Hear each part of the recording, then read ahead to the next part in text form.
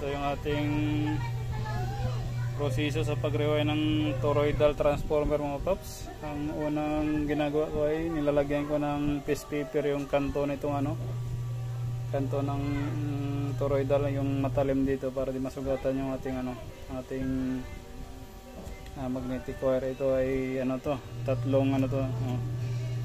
tatlong patong para makapal. Ayan. Para iwas sugat sa ating magnetic wire. Ayan ating natapos na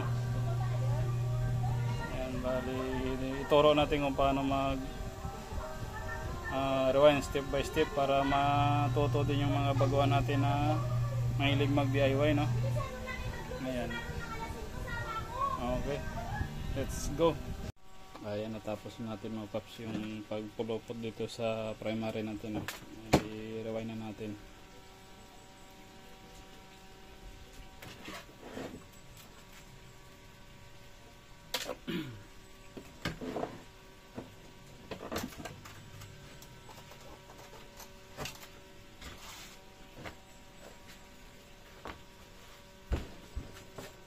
Gamit tayo ng sapin para hindi gas-gasan yung ating magnetic wire.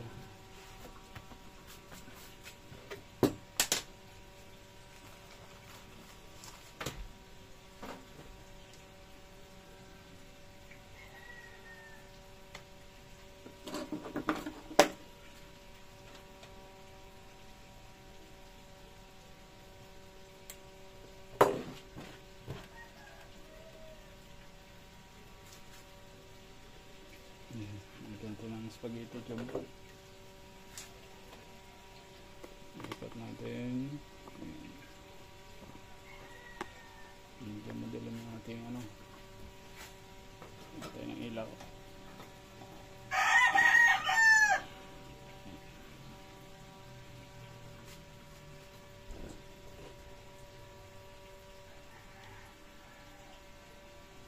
First move,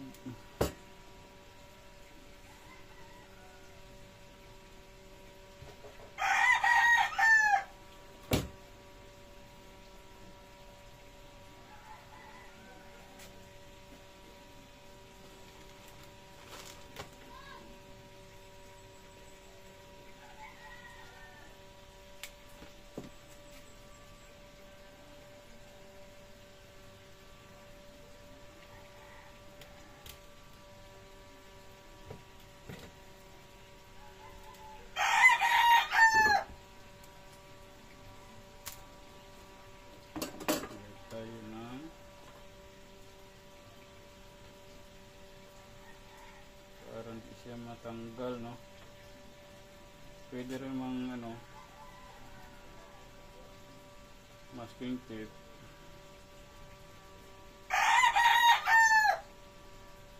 pero mahina ang dikit pag sa cotton tape.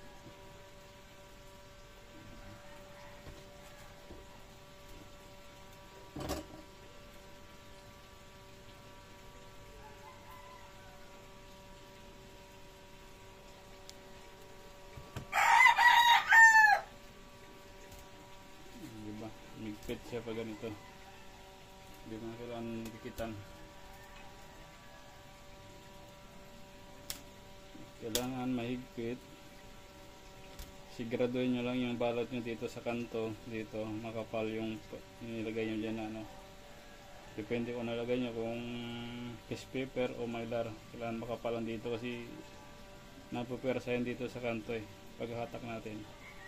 Kaya number 1 dyan nagkakasugat pagka manipis ang balot. Dire-diretso lang to.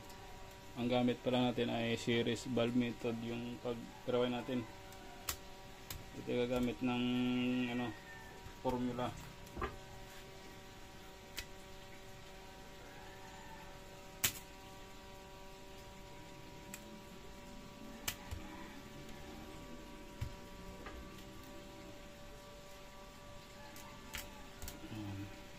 Tag 5-5 para madali natin mabilang.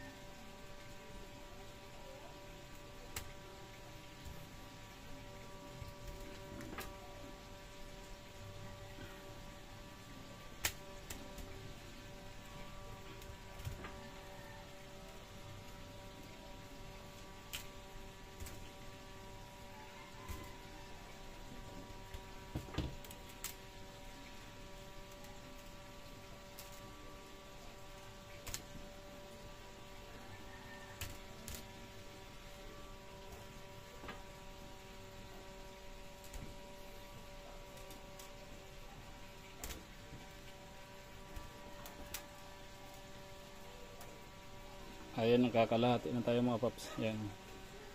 Ayan. At siyempre, ang ginagamit natin dito mga paps ay pure copper tayo, no? Hindi tayo gumagamit ng aluminum. At ang presyo ng tanso ngayon, grabe. 50 na lang. 1,000 na ang 1 kilo. Ayan.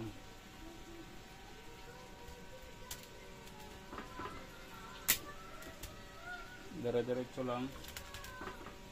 At pag nasa dulo tayo may mag voltage check na tayo kung ilan pa yung kulang. Ang isang diretso nito kulang pa to, no? Siguro mga 2 layer tayo. Estimate ko lang, 2 layer.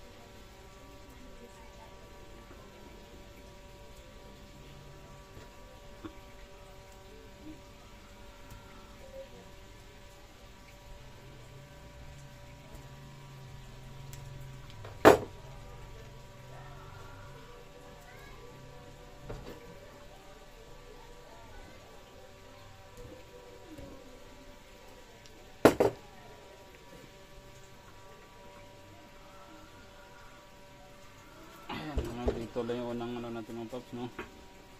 Ngayon mag voltage check muna tayo tapos dugtungan natin. Sa mga nagtatanong kung pwede ba dugtungan, pwede. Nakadepende yan sa pagdugtong. Ayan.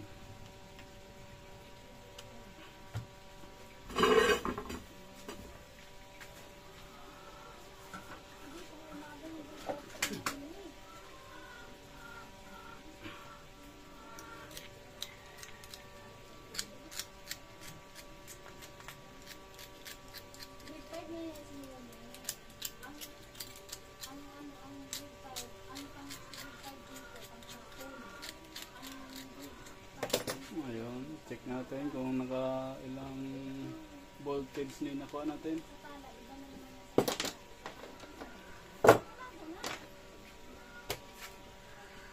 Isang bulb lang gagamitin natin.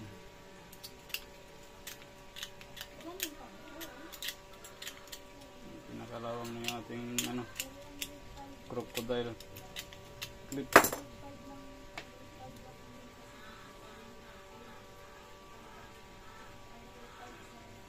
Ayan, kung magbaga. Magbaga pa. Ayun. Magbabaga pa yung bumbilya natin. Ayun. Sa yung bumbilya natin yun. Magbabaga pa. No? Hindi makita.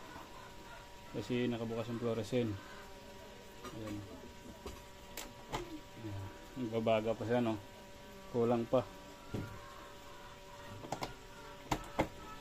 Testing natin kung anong sanang voltage. Kung nakailan na tayo. Siguro naka ano na tayo. Naka mga 170. Tingin ko lang mga 170 siguro. Saan yung ating ano?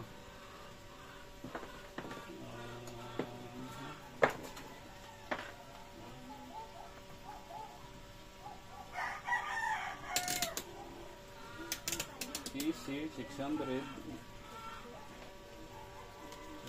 Isang ano, this rod.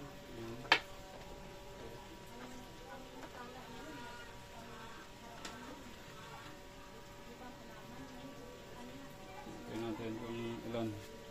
Kita ba? Tester. Hindi pala tayo naka ano kanina yan. Tingnan natin kung ilan sa tester. Natin. Naka-set tayo sa 600 volts na AC. Ayan, bali nakaparallel yung ating tester dito sa terminal. Nakuha natin kung ilang ano. Gamit tayo ng ano kasi may mag-ground tayo. 170 nga, pure bull. Naka 170 tayo sa 230 volts. Eh di ilan pa ko lang? 60 back pa. Tama ba? Ay, malaman natin mamaya. Ayan o. Naka 170 pa lang tayo. Okay. Continue ang rewind.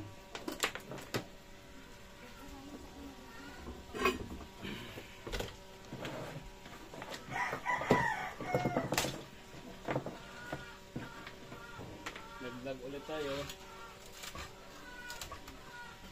Additional dugtong. Rewind na tayo. Ayan, i-dugtong na natin mga paps. Ayan. Sa mga baguhan at hindi pa nakakaalam ay itong ating magnetic wire ay may balat po ito. Ayan, kailangan natin siyang kiskisin para matanggal yung balat. Yung pinaka-enamel coated nya. Ayan. Hanggang lumabas na yung kumintab yung tanso.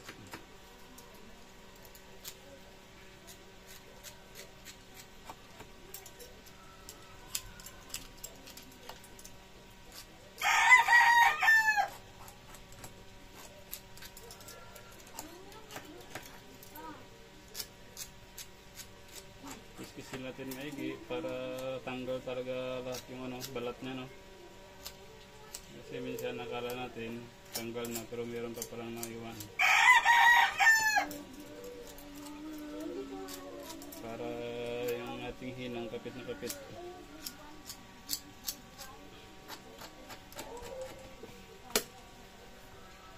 Ayan, pakita natin kung paano natin idugtong, no? Kita ba?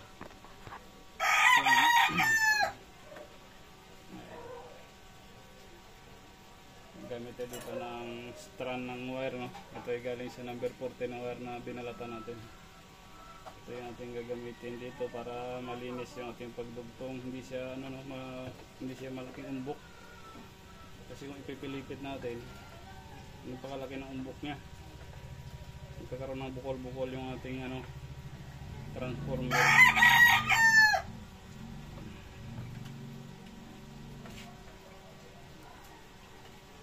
Bago natin siya ihinang, no?